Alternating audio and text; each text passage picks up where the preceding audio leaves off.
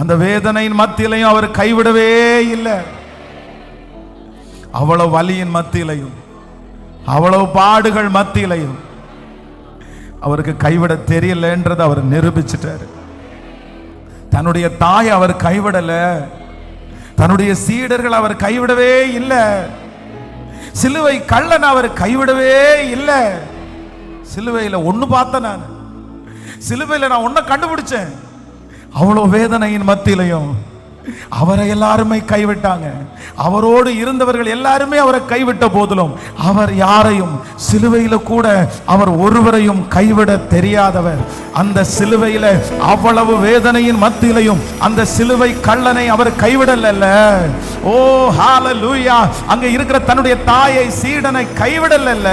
இப்போ ஆண்டவராகிய கர்த்தர் இன்றைக்கு இந்த ஆராதனை நேரத்தில் யாரோ ஒருத்தரை பார்த்து நேருக்கு நேர் கர்த்தர் வார்த்தை கொடுக்கிறாரு. எத்தனை பேர் உன்னை கைவிட்டாலும், எத்தனை பேர் உங்களை கைவிட்டாலும், எத்தனை பேர் டைமிங் மட்டும் உங்களை பயன்படுத்தினாலும் கர்த்தராகிய ஆண்டவர் வாக்கு கொடுக்கிறாரு, நான் உன்னை கைவிடலன்றத சீக்கிரமாய் நிரூபிக்க போகிறார். நீங்கள் ஆண்டவரால் கைவிடப்பட்ட ஜனம் அல்ல. எப்ராயிமே, நான் உன்னை எப்படி கைவிடுவேன், எப்படி கைவிடுவேன்? இதோ வெகு சீக்கிரத்திலே சொல்ல போகிறார்கள். இவர்கள் கர்த்தர் கைவிடாதவர்கள்.